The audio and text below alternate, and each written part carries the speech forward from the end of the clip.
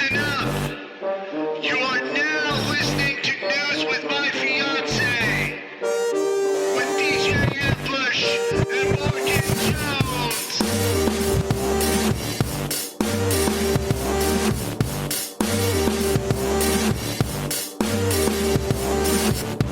Good morning. Great morning. Great morning. I forgot my whole salutation, but I had something planned. Hello? Sure. Yeah. That's not your salutation. It wasn't just, I was going to do this whole great morning, grand rising. Oh. All types of stuff, but. Good morning, fiancés. Sup. Oh, that's all you needed. And, quote my neph. Yeah. Damn. Sup. Got to get the rasp in your voice. Yes, the correct amount of rasp. Oh, Daniel. Good morning, fiancés. How are we today? It is, in fact, a beautiful Thursday. It is. I am, in fact, dog tired. Yeah.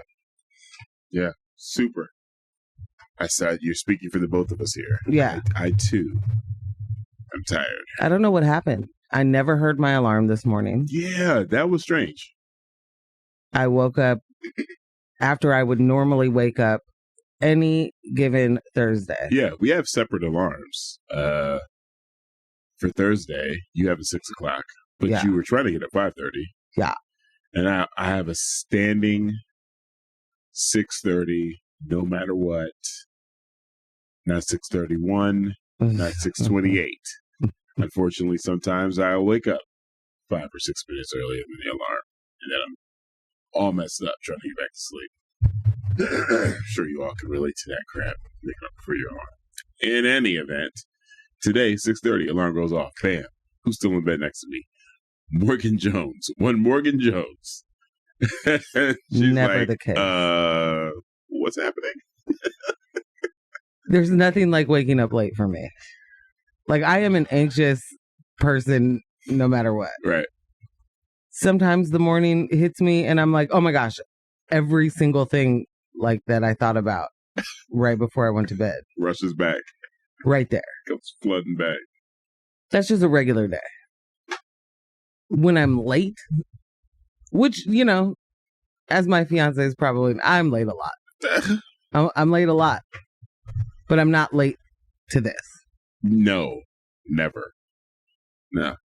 And if I'm up late because I had something else happening, I get up early. Mm-hmm. I read the news. I know what we're doing. Yeah. I don't know what we're doing today, everybody. Let you know now. Get ready. You're going to find out the news along with me. Wow. Which, might not be that bad. I don't think so. You know what I'm saying? Like, it might be awful. I don't know. But it could go well. I learned yesterday, right before going to sleep, that my mom figured out how to post a story with music to Facebook. And, it's quite interesting. Wins and losses all across the board is the way that I look at it. Oh, yeah. How'd you get here? Why is it you and Tupac against the world? Why is this a picture of the corner of your coffee table? I'm in that bracket, I guess. Yeah. Of people whose parents are sending coded messages, taking actual pictures off their wall. Like, I unfriended you. That was one of my favorite commercials. It's a solid commercial. Solid commercial. It's not how this works. It's not how any of this works. I unfriend you. But, I think that's what happens over there at my parents' house. I think my mom be like, I've had it. These are all the photos from our vacation. I put them on my wall. Yes, you did. P-Town said, blissful beginnings. Oh. Beautiful fiancés. Is it June yet? So close. Good morning, P-Town. Oh, man. We're almost there. What are you looking forward to in June? Huh? What are you looking forward to? Well, June is usually a time to celebrate your favorite Gemini. That's me. True. It's true. If anyone's wondering. It's true. Me. But this year it's all dads and grads or whatever, you know? Oh, wow. No, here's the thing. Dads and grads. I always have to share my birthday with a one Father's Day. You know, Right. Usually it's right around. Yeah. And sometimes it's on the same day. Just very odd. Happened before. Yeah. Thankfully, there's always been a dad of some sort in my life, you know? And so I've always got to celebrate somebody else. Right on. Yeah, sure. Somebody else. But this year we also have a grad. So I am just, you know, I believe the expression is chopped liver. I do not believe that my birthday will even be acknowledged this year. Well, you know, there's a much bigger deal happening, I guess. High school graduation things. Your birthday will be acknowledged.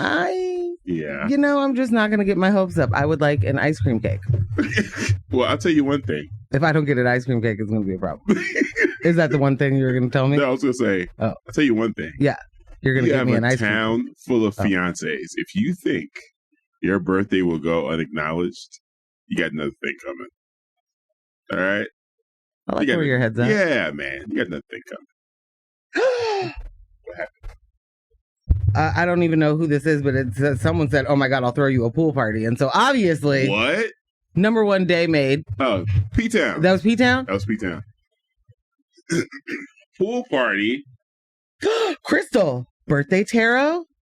Crystal! Crystal, let's do it. The answer is yes. Please. And thank you. I love you. Wait, are we doing tarot at the pool party? Obviously. Okay.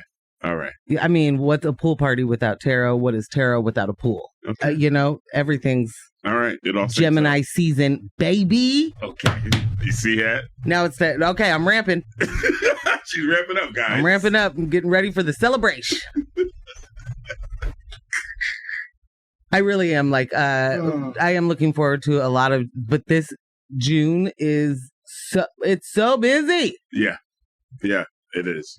We got a little confirmed we're definitely doing birthday tarot at the pool party. Fantastic. Oh, I love it. I'm going to I just want to say that many things in June. One of which is we are hosting My People's Market. It is true. We are hosting at the Red. Market. At the Red, yeah. 2 days. 2 days. You could see your fiancés what is live and in person. Live. Yeah. It's gonna be great. It's one of my favorite things. Shout out to YGB. Yes. They always and it's not just about us, but they always have a very, very stacked, talented roster of entertainment for My People's Market. Just on point every single year. True. Yeah. So true. Every single time. Every single time. Michelle said, good morning, Michelle. We shall all have to celebrate Morgan Day with the fiancés. Yay! Pretty sure it means no one works and we all get pancakes. Yes! Blueberry pancakes. Yeah. I mean, the choice is yours. You don't have to have blueberries if you don't want them in your pancakes. Birthday tarot at the pool with pancakes, clearly. Michelle's like, this is the stacking on. I mean, so the birthday party is planned, is what I'm hearing. That's what it sounds like. I will get a birthday party. It's already planned. There's less to even think about right now. Right. Wow. Fiancés? Rudo. Thank you. Oh, no. Good morning and welcome to News of My Fiancé, hosted by Ambush and Birthday Eeyore.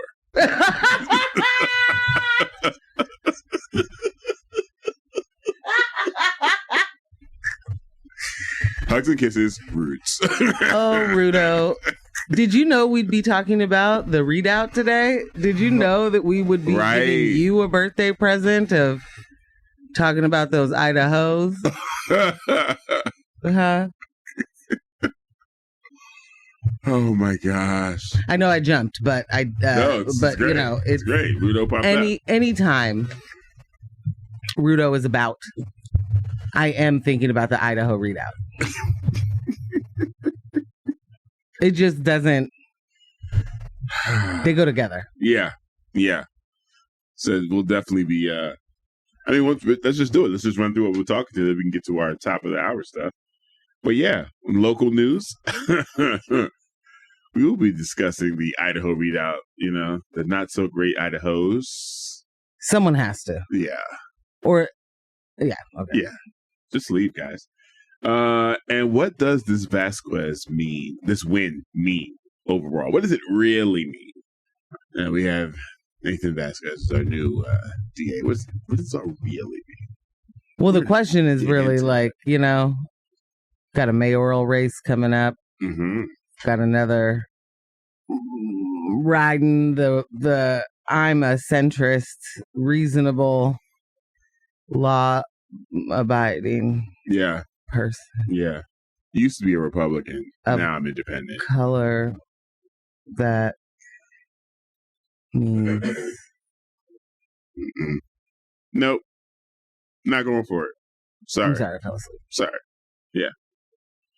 And then nationally, Joe Byron, Joseph Robinette Byron, has been, declared an old, feeble man by many people. And boy, were they wrong, because he is able to pick up entire goalposts, move them on his own. All about the place. This is my line. Oh, no. Nope, that's not my line anymore. This is my line. Wait. Fooled you. Just joking. My line's over here now. This is my line. Ha! Yeah. So yeah, we're going to talk about where that keeps going. Where does the line keep going? It keeps going from a boundary to a... I don't know. Maybe it gets exploded in one of the... to someone else's boundary. The line was in Rafa, and then Rafa's not going to exist. So, just a little more of that. Good morning, fiancé. I'm so stoked your party is being planned. First time texter, long time Vern. Whoa! Wait a minute. There's only one person who could say that, and I know that phone number. Vern, what are you doing awake? What are you doing up, Vern? What is this? Fiancés, you do need to know that person who just texted in is, in fact, my life planner. Yeah, pretty much. All things go through her. They are all approved by her. If you do not know Lily... You're going to learn about her. Not just that, but you better get to know her if you want to go to my birthday party. Because she also hires the doorman, Learn about it. Good morning, my Vern. Okay, there's a couple of things that we also just have to, get to. Like, one, Alito, a Supreme Court judge, stays getting punked in his own house. I'm going to pause that real quick and just tell you that your birthday party has become the subject of today's show. That's all the text. P-Town just sent a view from the pool. That's what the view near the pool looks like. Oh. So it's popping. It's actually happening. Yeah, it's popping. The planning is planning. Yeah. Oh, I'm ready. Yeah. Yes. I love a pool party. Yes. I mean, this swimsuit. Okay. Y'all the best. Please keep it popping. Because Brooke, U.S. has no lines, just an escort service. Oh, wow!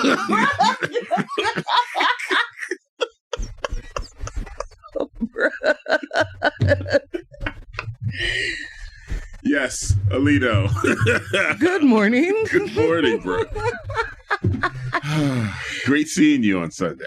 We just saw outside someone has written, there's like so-and-so for sex trafficking and then a phone number. And so that's immediately what I thought of.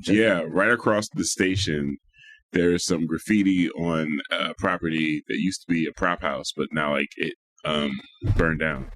But the wall is still up. And it's like...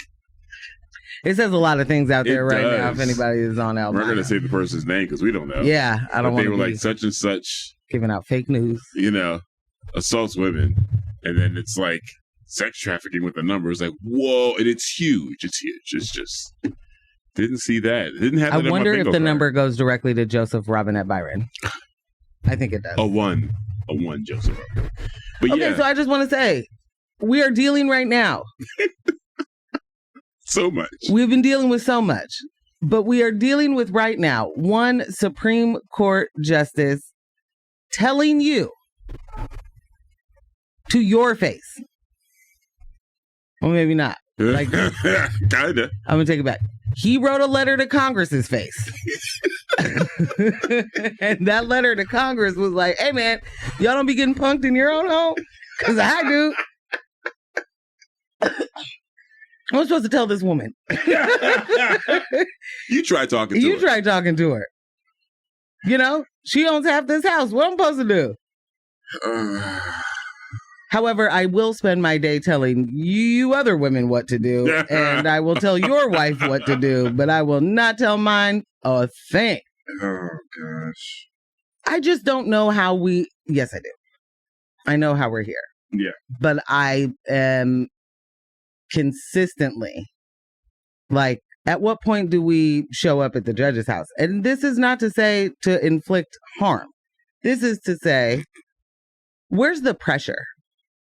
You know, like we are at a place right now where we have lost the ability for half of the population to just make their own decisions about their body. And someone who helped in that was like, I can't tell this lady what to do with a flag outside our house. She likes her flags, bro. What am I supposed to do?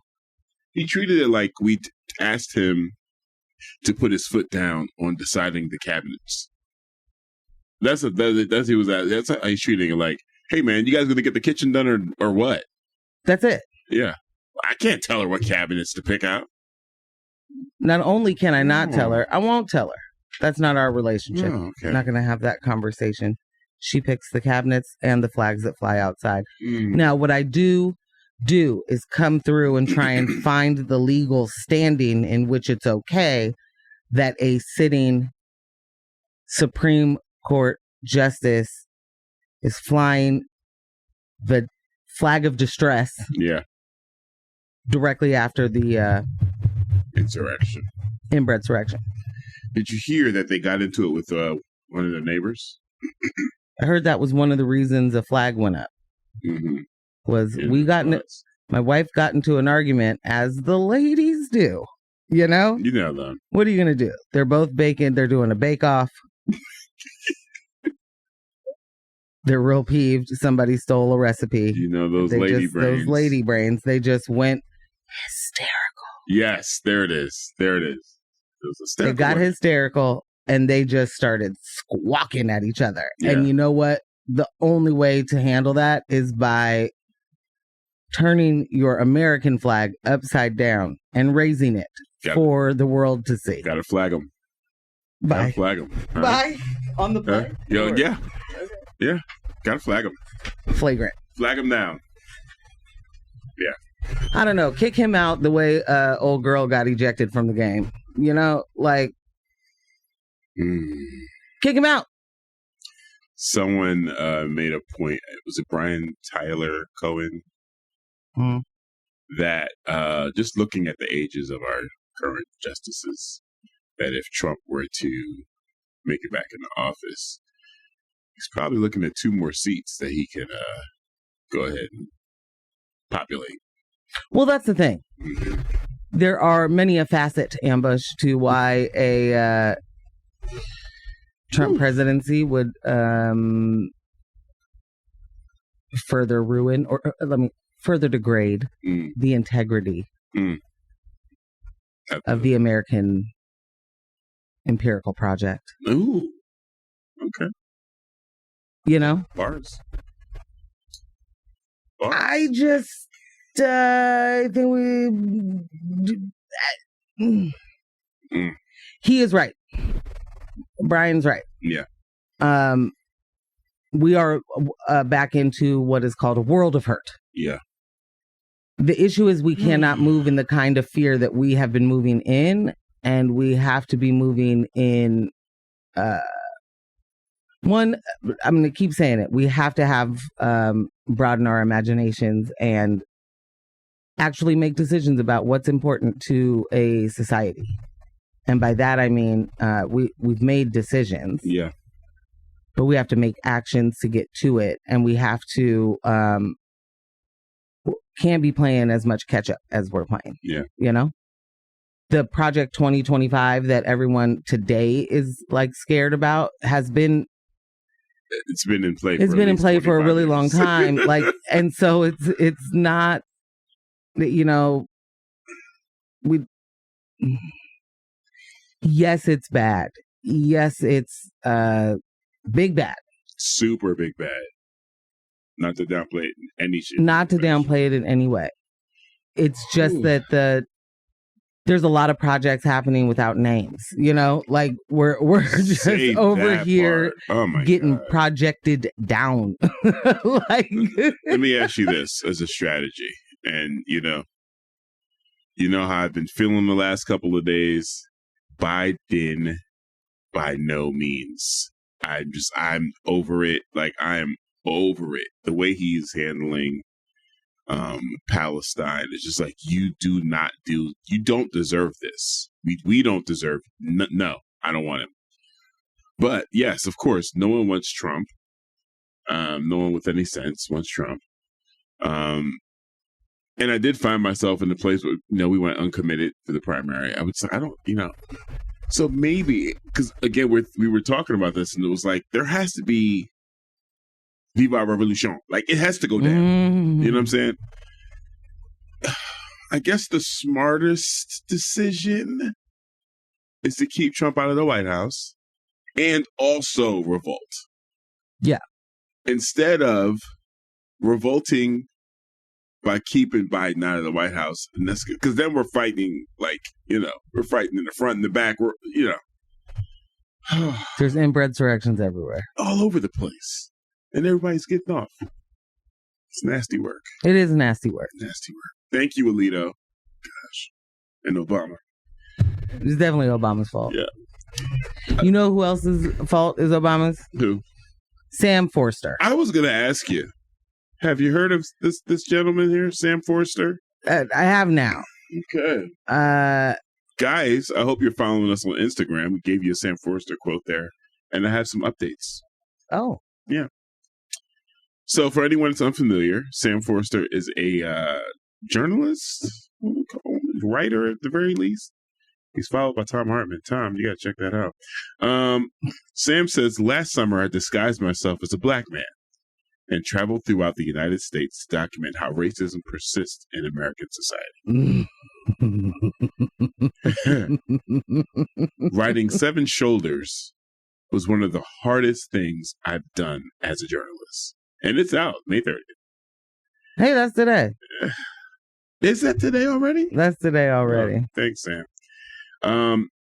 He tweeted 8 hours ago, journalistic blackface was one of the driving forces behind the civil rights movement. By going undercover to expose the harsh realities of Jim Crow, journalists Wray Spriggle, John Howard Griffin, and Grace Halsell shaped the racial attitudes of untold millions of their white compatriots. Seven Shoulders is an homage to their work and a vigorous attempt to make sense of American race relations in the modern era. The book overview says, 6 decades after the passage of the Civil Rights Act, award-winning journalist Sam Forster performs a daring transformation in order to taxonomize the various types of racism that persist in modern America. Seven Shoulders is the most important book on American race relations that has ever been written. I'm going to tell you this. This is an extension of the beef of Drake and Kendrick Lamar. Somehow. I'm going to tell you how. This man is Canadian. Okay? Is he? And Drake has sent the Canucks. Sent them, okay. To do the racisms. Brought them across the border. Let's get it cracking. Why in the world, not at the world's big age of 2024, not at this big age? Mams and sirs. What are we talking about? What are we talking about? Whatever are we talking about? I need to see the disguise yesterday. I need to know what it means. What in the tropical thunder? Is that what that's called? Tropic Thunder, definitely. Tropic Thunder? What in the Tropic Thunder? A classic. What in the Robert Downey Jr. disguised as a man playing a man that's being a man? I don't remember the quote, but I'm a dude. Who's playing the dude? Or something like that. Such a good movie. At no point in any of his journey, our good friend Sam, did someone say, hey, Sam, there's about 40 million black people in America. Maybe one of them could tell you. Right. Maybe you could talk to more than one of them to tell you about race relations. Yeah. Instead of in America. To be one. And what does it mean? You know, we really have to get to we talk about things that are performative all the time. Like, what do you think that you are going to learn about structural racism, structural oppression by taking a costume off? I need to see the disguise. I need to hear how you talked. Seriously. I need to know what happened out there. And I need to know all of that by not reading the book, because right. I refuse to do that. Not going to do it. Sorry. That book. And I want to know whose life that book's about to transform. Oh my gosh. That book is going to be bananas. Does he know that there's Trading Places? Eddie Murphy is still alive. Yeah. It's not like, 1,000 years ago. Watch like White Man's Burden or something, whatever. There are so many moments for you to be able to do exactly this, and no one needed the remix. No one needed the upgrade. No one needed the 2024 version. Right. I didn't need it in a book. I didn't need it in a poem. I didn't need it on TV. And this isn't a novel concept. Isn't the other book called Black Like Me or something like that? It's like someone did this like 60 years ago or something. Yeah. Yeah. Like, no. Brooks said, it looks like tomfoolery. Yes. Indeed. Thomas Foolery. Thomas right back Foolery. At it. All over the place. I mean, I just really, what are we doing where why do you not see the white supremacy coursing through your veins if you are a person who says, you know who should tackle this? Me, a 34-year-old white guy from Canada. I'm the one that should tell you about the black experience. I've got to be able to dig into it. Tom, I need you to tell me why you're following this guy. It's ridiculous. Absolutely ridiculous. P-Town said, oh, hell no. It's an Andy no. Oh man. Yeah, I'm not sure what we're supposed to do with that. Yeah. John, you are welcome. John says, thank you, Ambush, for saying the adult things. Hey man, it's kind of what I do from time to time, especially when we're on the air. You're getting the most adult. The only time. Oh. Yeah, I was going to say, you're getting the most adult Ambush. Right here. Crystal said, I hate when my uterus takes over my brain. What's a lady to do? What is a lady to do? How are you guys going to sort these things out? I mean, I just can't handle it, so I don't. I just fly off the handle. Michelle said, not going to be surprised when the next family sitcom is just about SCOTUS wives. Oh, Can you God, imagine no! The catchphrases. Oh. And direct-to-camera comic shrugs. Michelle.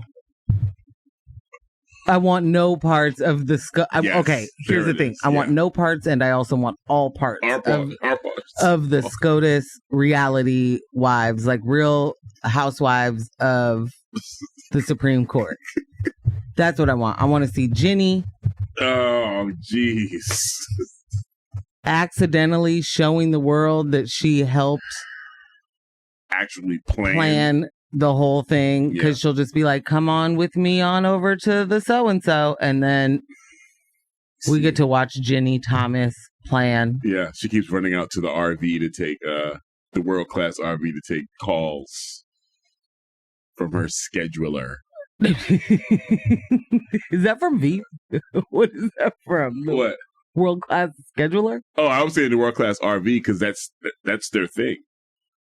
Ginny and Clarence, they You know, they oh yeah, get the toppest of notchest RVs. Well, wouldn't you if a billionaire was mine? Hey man, daggone right. You know, hook me up, brah. Give me the big one.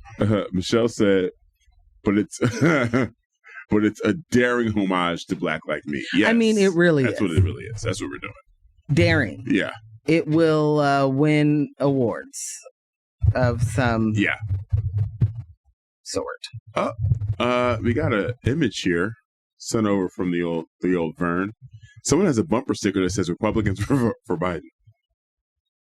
Oh, interesting. Wow.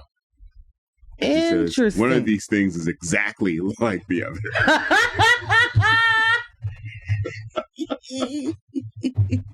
Crystal, oh no, I slipped and fell into an insurrection. Exactly. I want to see. That's what I want to see. Like, I think that Jenny would definitely just be really loud about the things she was planning, and then it'd be like, "Hey, Jenny, do you know that you're using the word insurrection?" And she'd be like, "Oh no, I fell accident. Oh my goodness, where's my oven mitt? Where's my insurance instructor adjuster? I fail. My insurrection adjuster." Oh my gosh! All right, we're gonna hop into a music break. We should do that. Yeah, except for one says. A text says, "Which wife hurts her shoulder flipping a table?" That was John. Oh, John. It's definitely, obviously, Alito's wife because she is a feisty one, so they say. Oh, well, what is going on? Sam's book sounds worse than the time Tyra Banks wore a fat suit. Oh. To know what that would feel like. You are correct. Okay. Vern, do we remember that also Tyra pretended to be poor so she could know what being homeless was like for a day? Tyra, who was producing this show at that time? She was. Nice. Don't ask questions you don't want the answers to. Good. She was. That was all Tyra Banks. And, a couple of friends, I'm sure. But Bad News Bears. All the way. What an era. I'm switching back to Ricky Lake. She was getting her Geraldo on.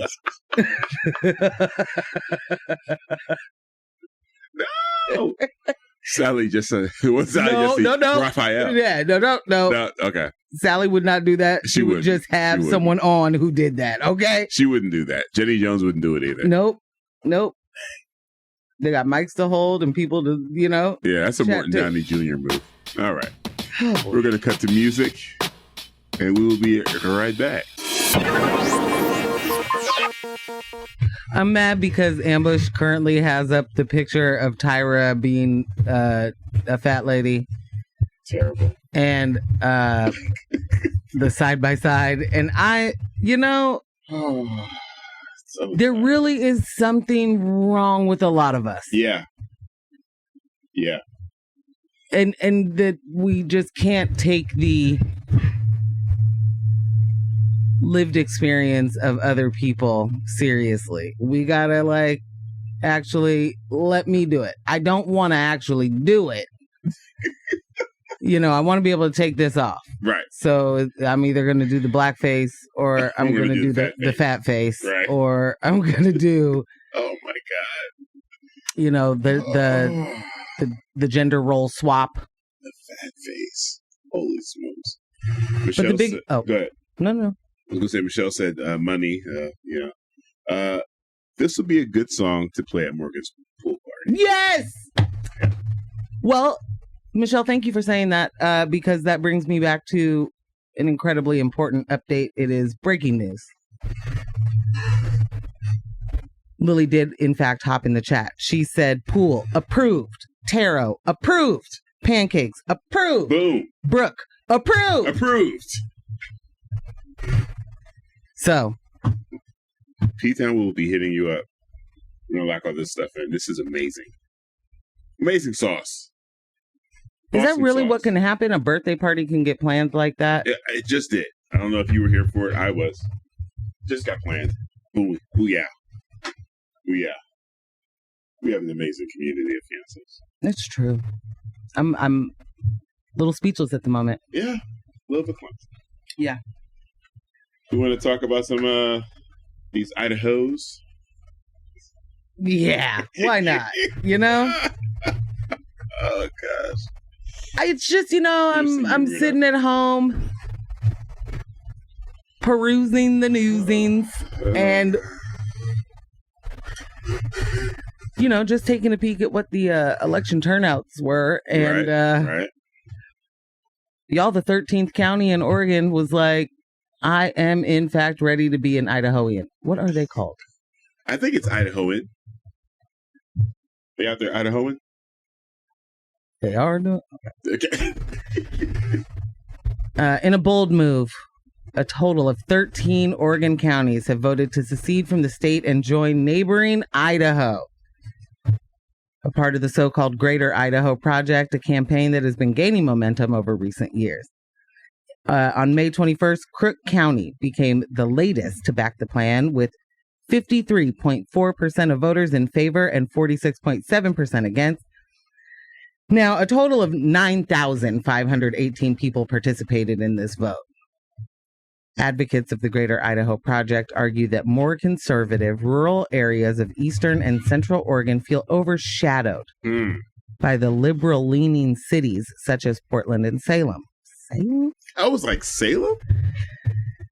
They believe that these regions would be better represented by joining the Republican-dominated state of Idaho. The Greater Idaho Movement. We should have asked Rudo to be on today.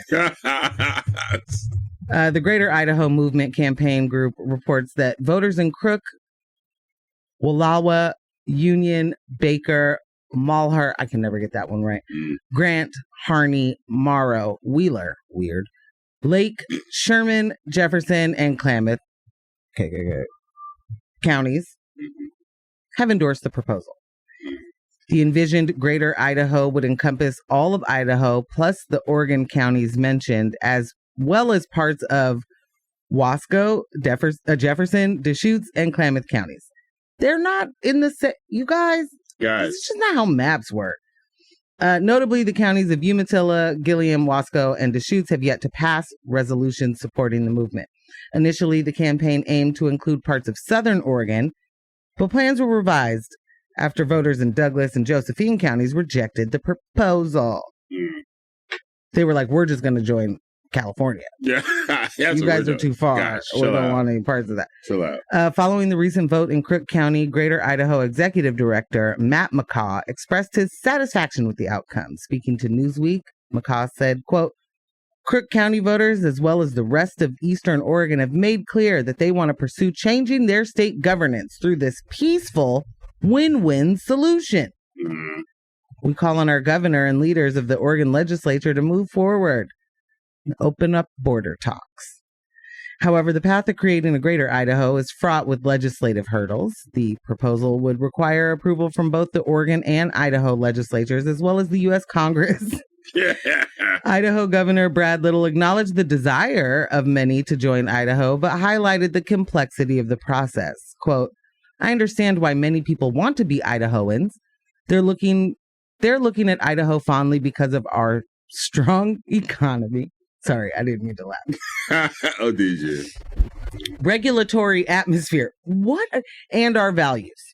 Still, the decision to change Idaho and Oregon's borders would need to go through both states' legislatures and the U.S. Congress for approval.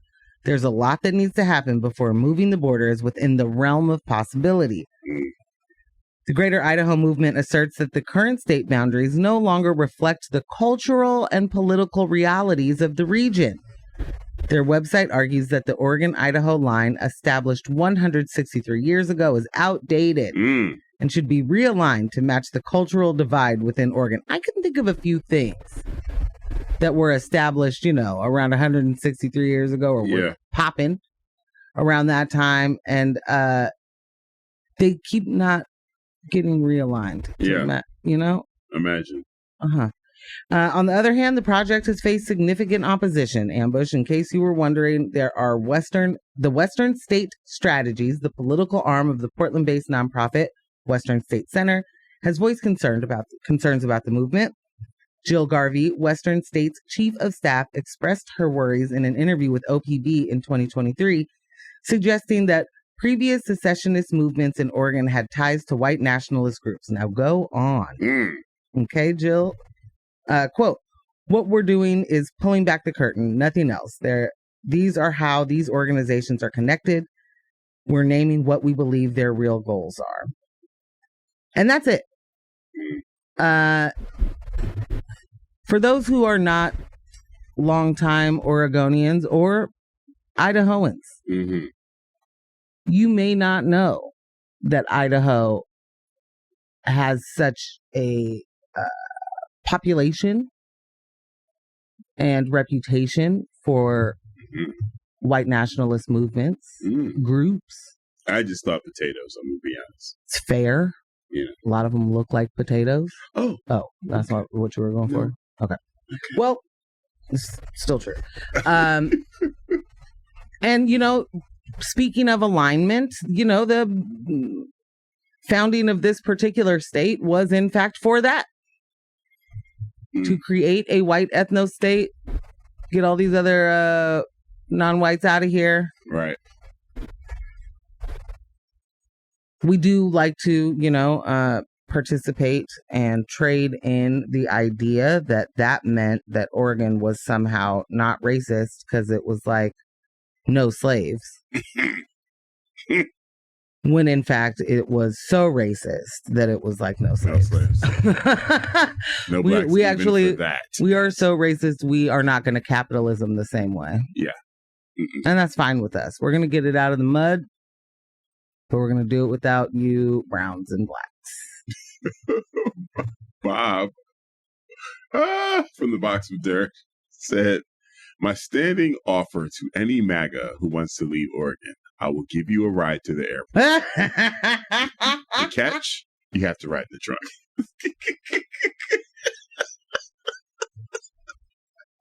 Bob.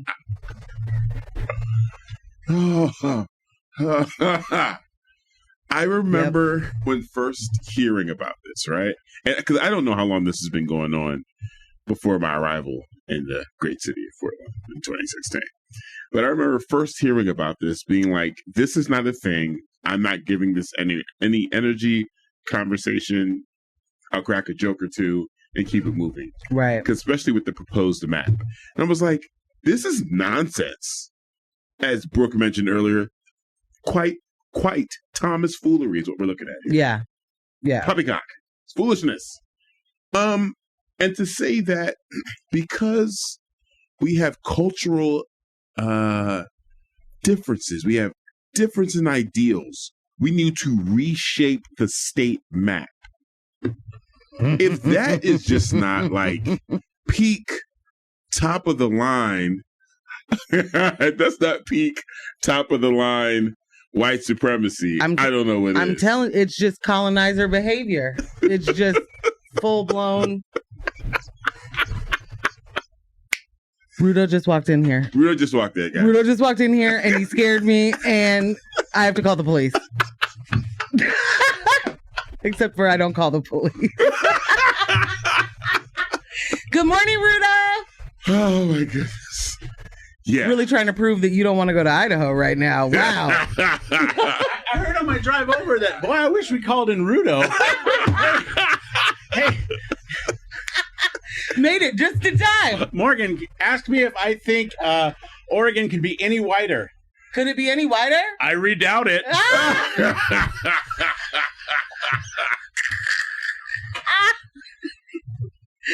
Good morning, Rudo. The Rudes is in the building. Wow. Oh my gosh. Yeah, like at no point was I like, this isn't a thing, right? This isn't right. They're not, these people, they're just wasting their time, and this is something they, like their bridge club, they just want to spend some time doing something. Exactly that. They're bored. They're bored. And there's not a whole lot to do over there. And we understand that. Yeah. And so here you are deciding, I'm going to move the border of a state. Right. You know, Actually, when I was growing up in Northern California in Redding in the 90s, they had a big movement to create the 51st state called Lincoln. No. And it was because Northern California, Shasta area, had all the water rights for the whole dang state. Whoa. So they thought they could completely just cut it off at the top, like Sacramento North is what they wanted to do. And that would be the state of Lincoln. Look it up. That's a real thing. Then they had big banners on all the barns in like rural areas in Northern California. State of Lincoln, 51st state. And what was the point? Just be Nestle and control the water? Because it's the same exact thing as the readout. Northern California is super hick and super, right. You know, PW, P Wood. Right. And same exact thing. But I mean, I read a couple things on this. And I think Idaho would have to pay Oregon like upwards of $10 billion to buy, like the amount of resources. They'd have to buy that land. Yeah. From the state. They don't just get it because the maps like has a line there. Said, I want to live somewhere else. Just because you draw a dragon in the ocean doesn't mean go out and pet it. All right, do your show. Sorry. Okay, thank you, Ruda. Wow. Harper said, "Please don't call the cops. I don't have bail money." Harper, you'll never have to worry about it. Never. But yeah, there was coming off of the last never. There was never a time I took this seriously. Well, and I mean, you still kind of don't have to. Right. The thing to take seriously is that there's 10,000 people in Eastern Oregon that were like, "This is how I will spend my time today." Right. True. And there were about 8,000 people that were like, "Not on my watch." Or no, and that's not even true. I think it said that there were 9,500 people voted total.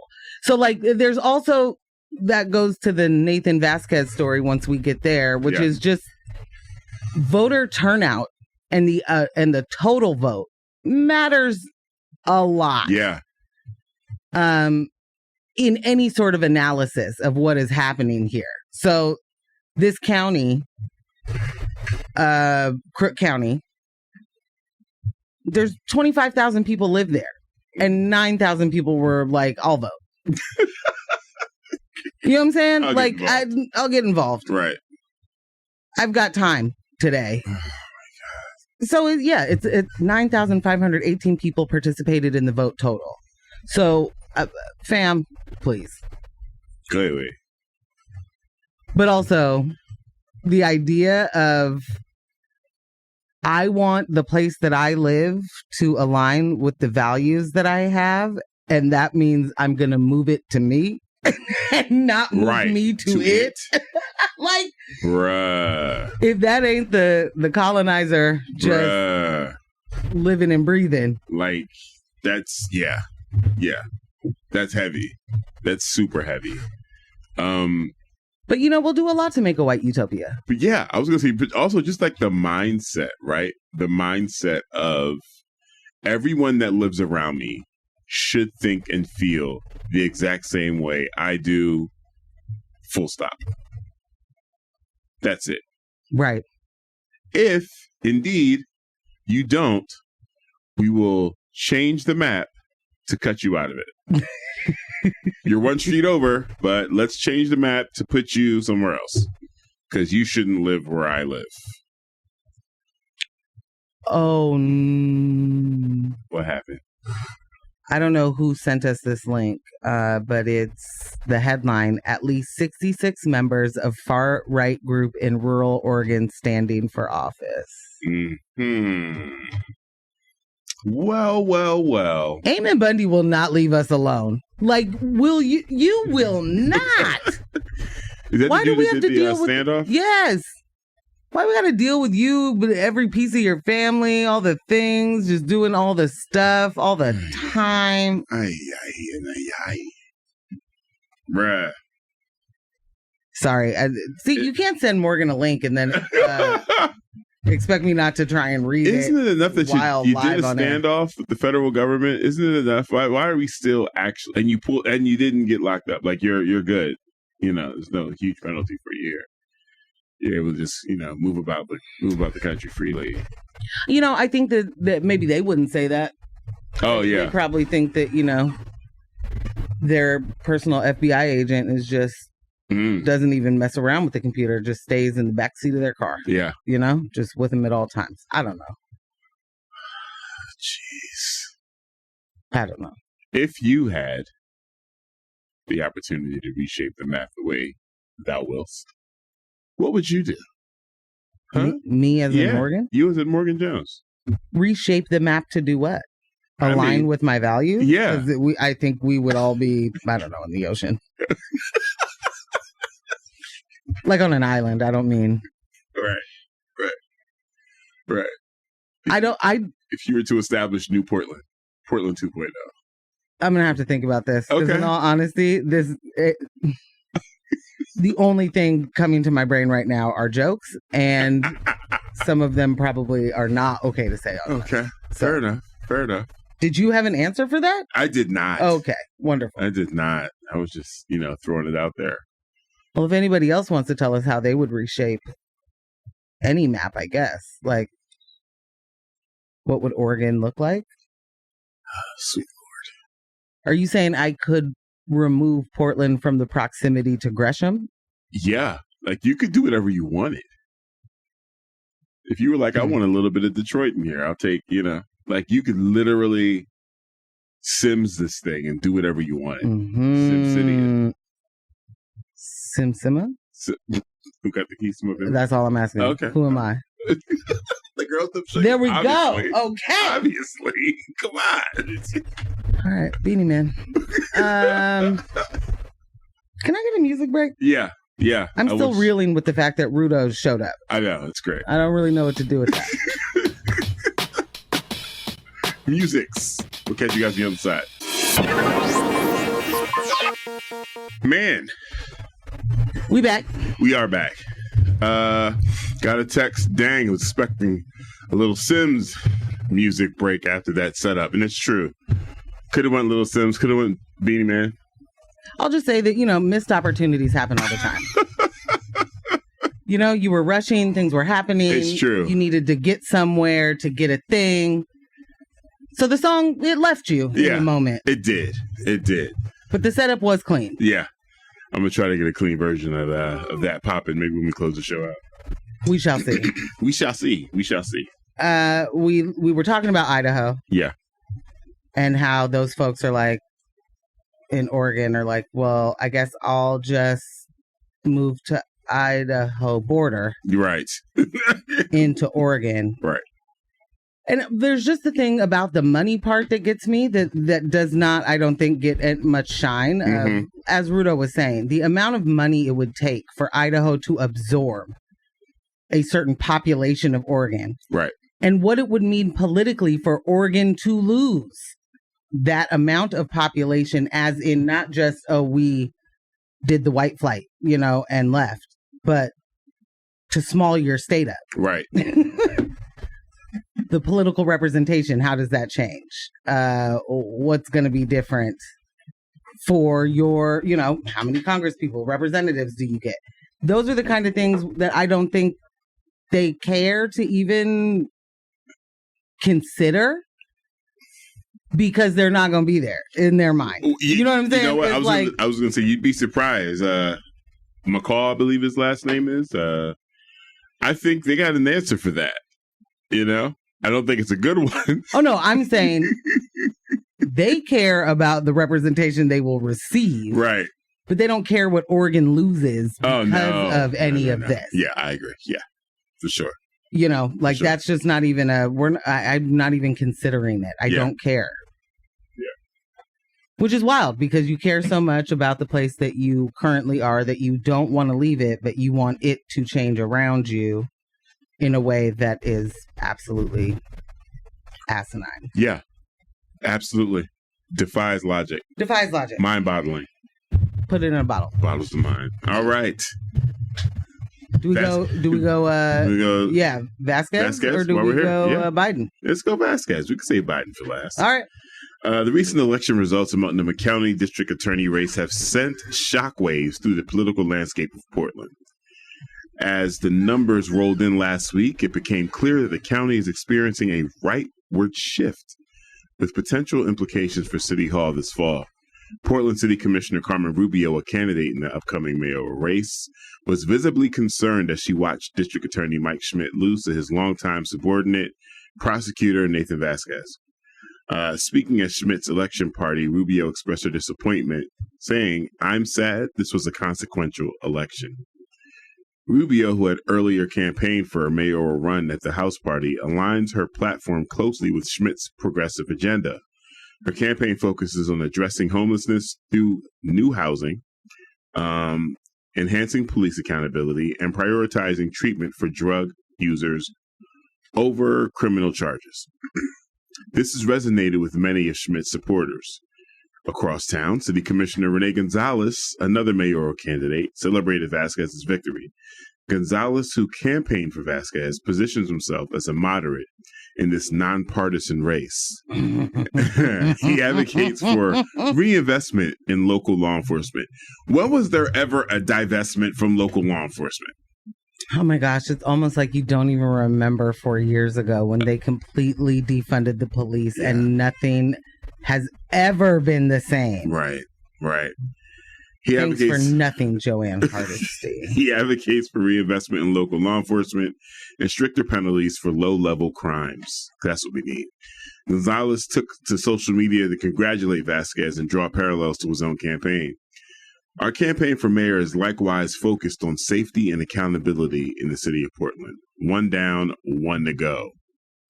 With only 6 candidates officially running for the mayor's office in November, the race is heating up. This includes City Commissioners Mingus Mapps and 3 political newcomers. Among them, Gonzalez and Rubio are considered frontrunners due to their financial standings. Both have raised over $70,000 since January. Meanwhile, Keith Wilson, the CEO of a trucking company, has raised about $65,000. Mapps, who raised around $19,000 this year, and currently faces campaign debts, remain neutral in the district attorney race, focusing instead on a ballot measure to renew the city's gas tax. Can I tell you that when I saw how far behind Mingus was, there was a little spark of joy. I think my heart grew by at least 3 ounces. I was just... Made you real happy, did it? Made me real happy. With the district attorney race now settled, Rubio and Gonzalez are stepping up to fill the ideological roles left behind by the prosecutor's candidates.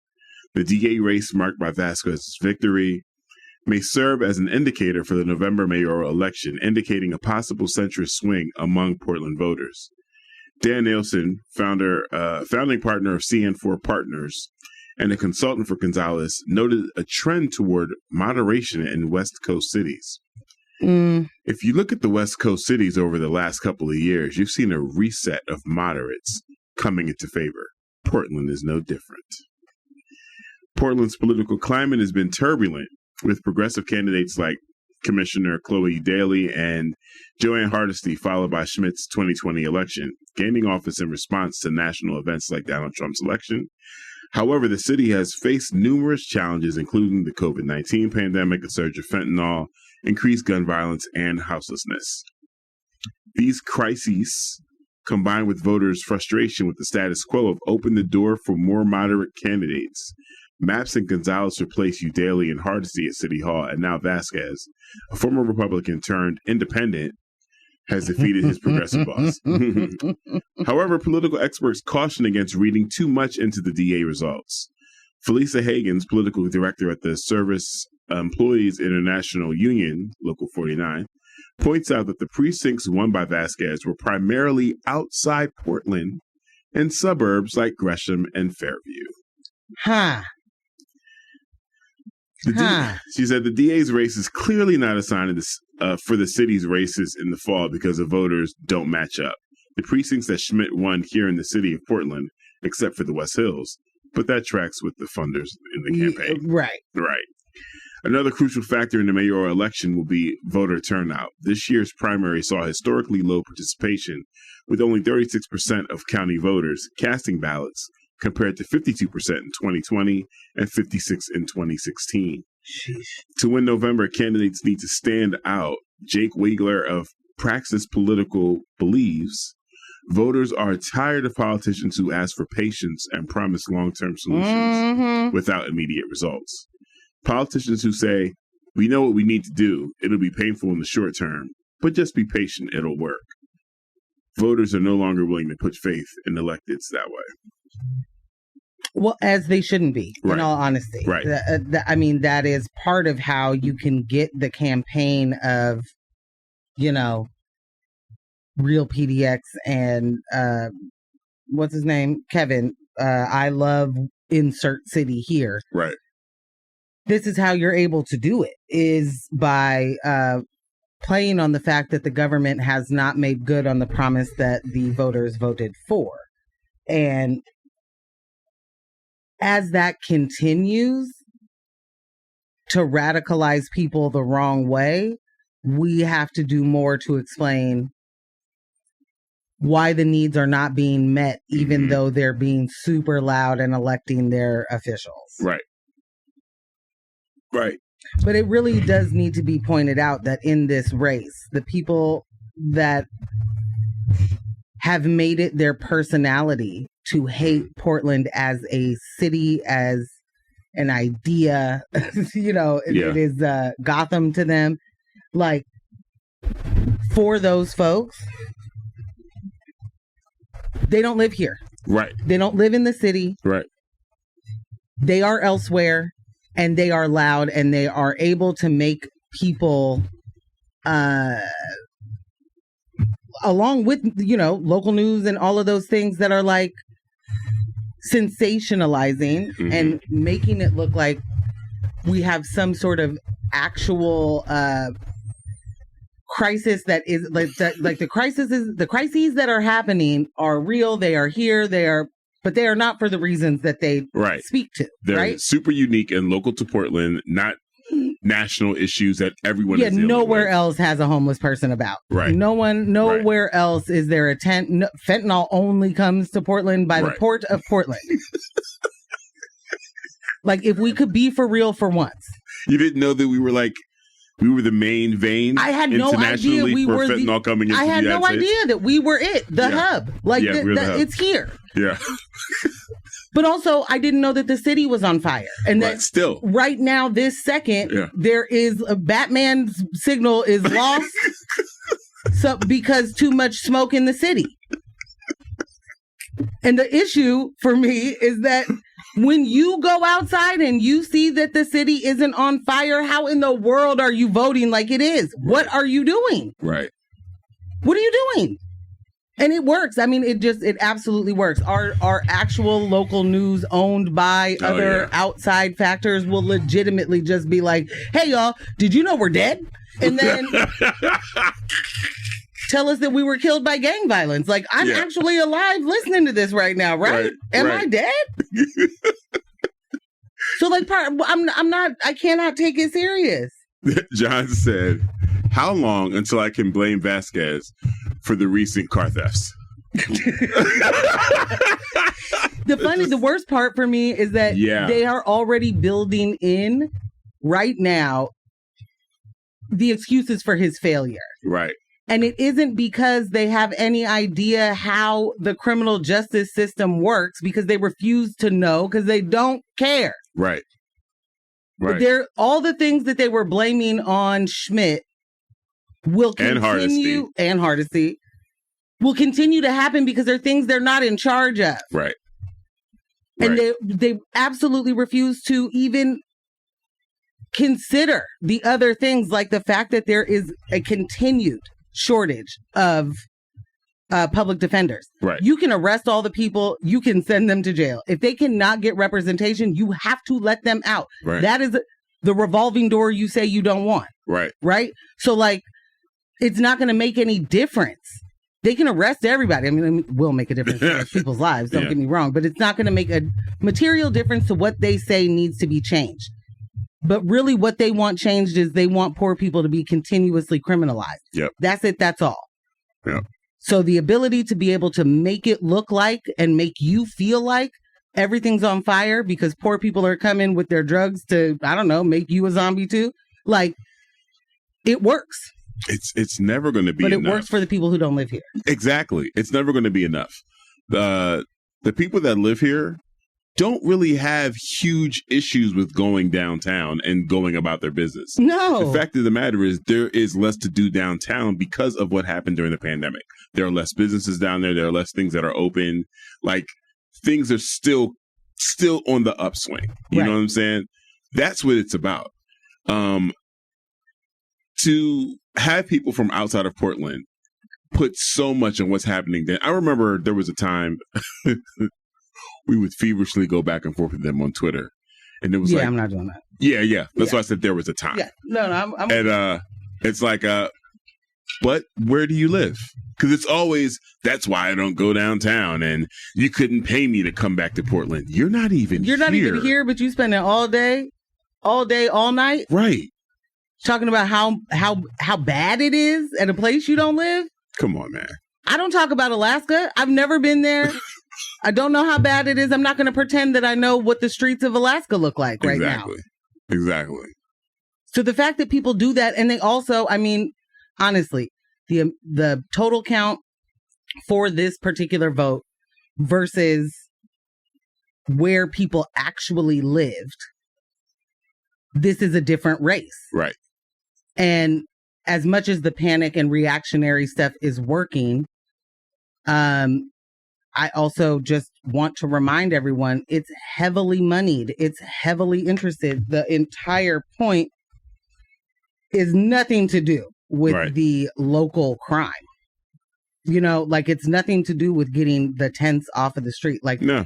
Everything they're talking about, purporting to care about, none of that will change. It will only get worse because none of their policies are here to fix, are here to be even a temporary solution. Right.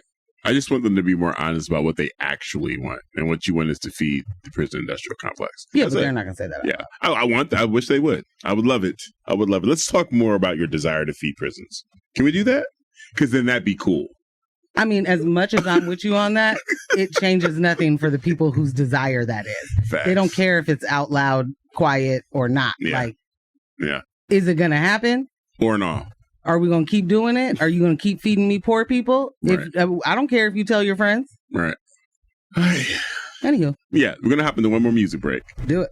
Then we're going to finish up with Biden's red line. Non-existent. Non-existent red line. And we are back. Welcome back to News with My Fiancé, Morgan Jones and DJ Ambush. Man, someone shot us a text and said, I'm absolutely loving this show this morning. If you want to join the text conversation, shoot us a text at 971-220-5979. That is 971-220-5979. Texts are lit. I got to make sure I update the playlist. Played a couple joints this morning. Going to try to remember them and get them typed in before we leave. Yeah, you done already forgot. I'm going to try. Yeah. Rudo is distracting as well. So. It's true. He showed up my whole morning. I just didn't even know what to do. So I'm gonna breeze through the. Can we get through that story? I think we can. All right. I think we can. Do your best. As Israel forces push deeper into Rafah just days after an airstrike sparked a major fire that killed dozens of Palestinians, the White House said that its ally had not crossed the Biden administration's red line. Israeli tanks were seen entering central Rafah for the first time Tuesday. A global condemnation mounted over the deaths in a crowded tent camp for displaced civilians. And as U.S. aid deliveries to Gaza by sea were suspended after damage to its temporary pier. And on Wednesday, when the country's national security advisor said he expected the war to continue through the end of the year. But U.S. National Security Council spokesman John Kirby told reporters at a briefing that the U.S. was not turning a blind eye to Israel's operations in southern Gaza City, from which around 1 million Palestinians have fled in recent weeks.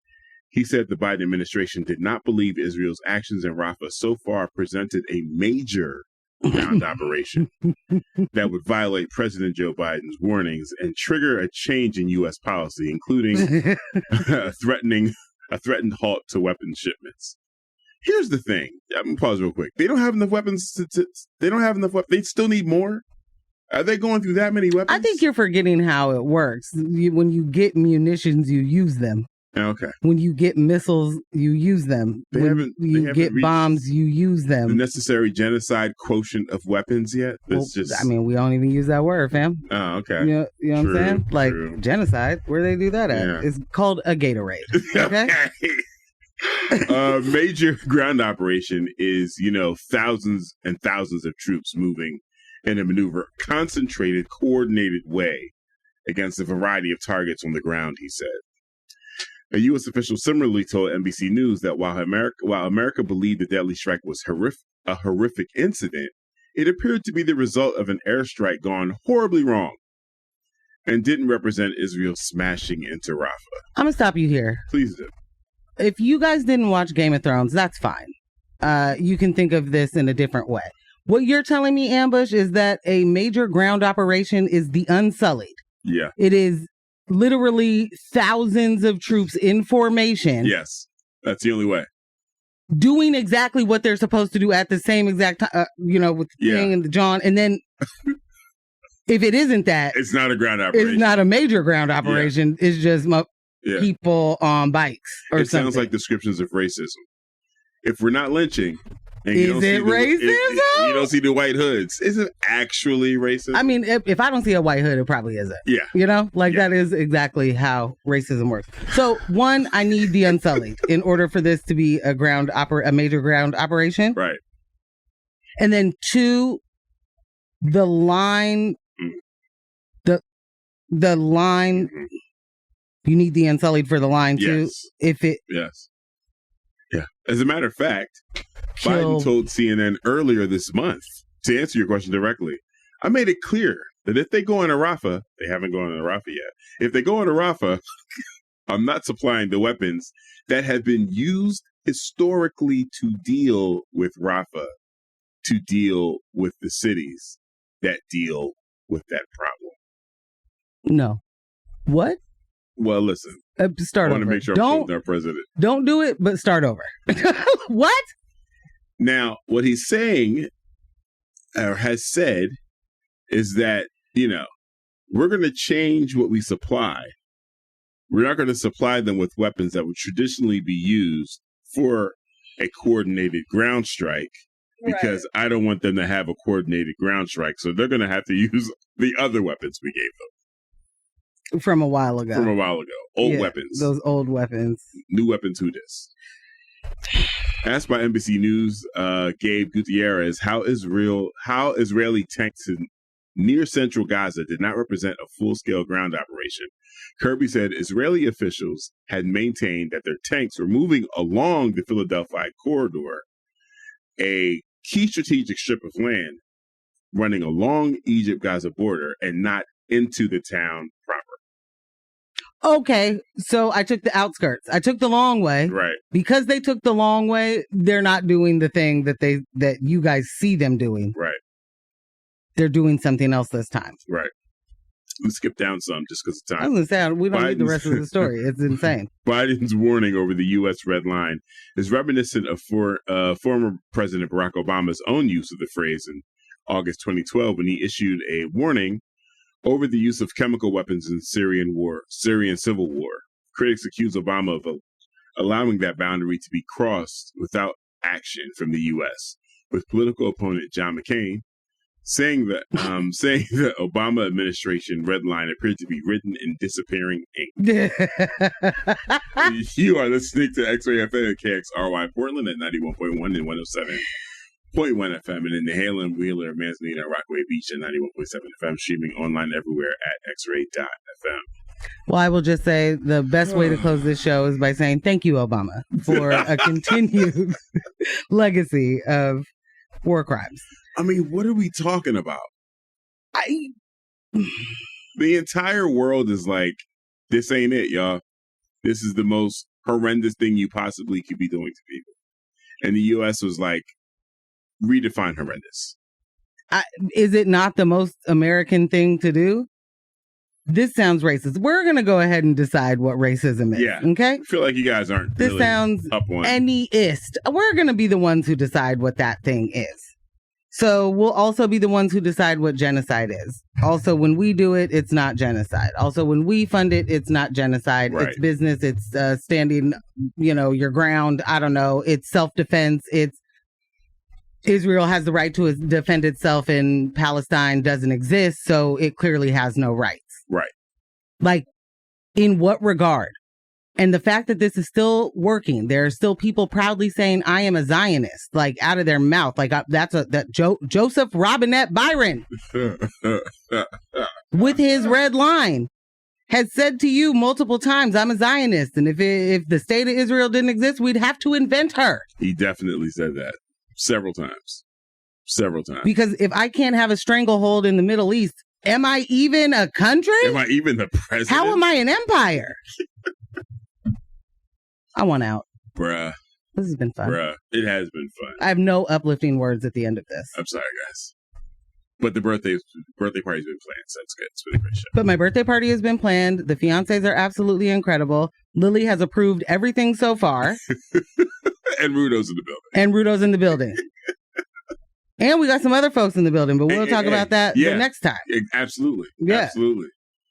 So this is News of My Fiancé, brought to you by Morgan Jones, DJ Ambush, podcast editor extraordinaire Kyle G. Definitely thank you to everybody that texted throughout the show. You know what it is. Don't let the individuals distract you from the systems. Poverty is a policy choice. People over profits. Power to the people. None of us are free until we are all free. Bye.